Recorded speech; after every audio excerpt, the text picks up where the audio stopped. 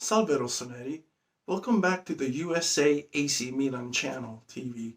I'm your host Gio. Let's talk Milan. So here are a couple articles that I wanted to read with you guys. The first one is more of a business deal than anything else. So AC Milan and Corpay, a global leader in business payments, are pleased to announce that Corpay's broader border business has become the new official commercial foreign exchange partners of the Rossoneris. Global business trusts Corpay to power their international payments, execute plans to manage their currency risk, and support their own growth around the world. They aim to deliver unmatched service and expertise with respect to moving money globally across 144 plus currencies, delivered to 200 plus countries, utilizing their award-winning online trading platforms and currency risk mitigation solution. Corpay takes pride in connecting companies, large and small, with the global financial market and business all over the world.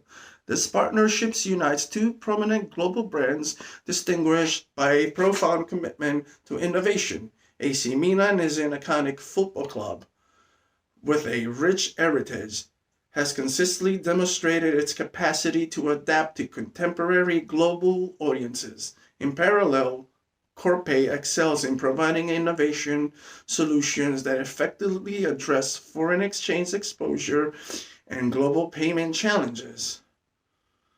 At AC Milan, we're delighted to embark on this exciting journey with Corpay. This partnership is a testament to our shared commitment to innovation, and it aligns seamlessly with our vision of providing the best experiences to a global fan base. From a business point of view, that's great. More money coming in and sponsors. That's what you really aim as a team. I think that's definitely what Cardinale and Milan are doing. Actually, trying to get more sponsors as they go along, which is great. Nothing wrong having more money coming in. So my second article, which fortunately Rossoneris, this is where I don't really like to post news, but according to Milan News, a month of absence is expected for the winger, and he should be at least out until the November international break. So, excuse me, I'm talking about Chuwaze. Chuwaze injured himself during the international break with Nigeria. So it's definitely a big blow for Pioli, a big blow for Milan. So, okay, let's talk now about the absences for the Juventus game. As we all know by now, both Teo Hernandez and Mike Mignon are suspended for the Juventus clash. So, this is by Milan News reports this morning. The Milan boss will be without Mike Mignon and Teo Hernandez for the crucial clash against Juve at San Siro. While it is obvious that the French goalkeeper will be replaced by Marco Sportiello, who has already been solid when called up on the season, the left back position is more of a question mark. At the moment, the most likely hypothesis is that Alessandro Florenzi will move from his usual position on the right side over the left, as he did in the win over Hellas Verona. The former Roma man has also given good impression at the start of the season, and while awaiting Pierre Kalulu full return and Davide Bartesagi's growth, it remains purely main option. I don't really, to be honest, I feel that like Florenzi has been inconsistent this year. It's been inconsistent last year as well, although he missed most of last year with injuries. Yeah, Kalulu is hurt as well. Bartegesi, I guess it's not developed enough to come out and play, which I really don't agree with that. I feel like sometimes you should give the opportunity if arise, but it's against Juventus. I think Pioli wants to be cautious which hopefully we're not too cautious. Hopefully, right from the get-go, we play a really strong game. I would like to see us just attacking, especially the first 15 to 25 minutes, and just bring it to them. Hopefully, we don't just play back and just wait for them and, I don't know, try to fight them in the middle field, because we are gonna lose that battle for sure, and that's what we don't want. So Juve is almost certain to miss the following matches: Juventus at home, of course, PSG, Napoli, Udinese, and Lecce away. So yeah, guys, let me know what you think. Please like the video, comment on the video, please subscribe. So last but not least, I do have one more article I would like to share with you guys. This is from La Gazzetta dello Sport.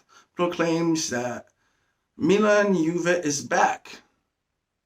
It almost seems like it never went away. 11 and a half years ago at San Siro, points in the Scudetto race were at stake. Max Allegri was on the bench and Zlatan Ibrahimovic was watching from the stands, as maybe it will happen Sunday evening. This gives a pretty clear idea of how long San Siro had to wait to host a classic like this that lives up in its history. A Milan-Juve Scudetto battle has been missing for a long time. The head-to-head in 2011-2012 seemed like a passing of the baton, but it was the meaning of domination. Antonio Conte's Juve unseating the Scudetto from Allegri's Milan and began to win more and more. With Allegri, who moved to Juventus in 2014, and then with Sarri, they won 9 titles in a row. Milan waited 11 years before they celebrated a league title win again, going through 3 owners and 8 coaches. They then returned to the starting point, with Ibra back in the fold, but with an abyss between past and present in terms of economic and sporting management of the club.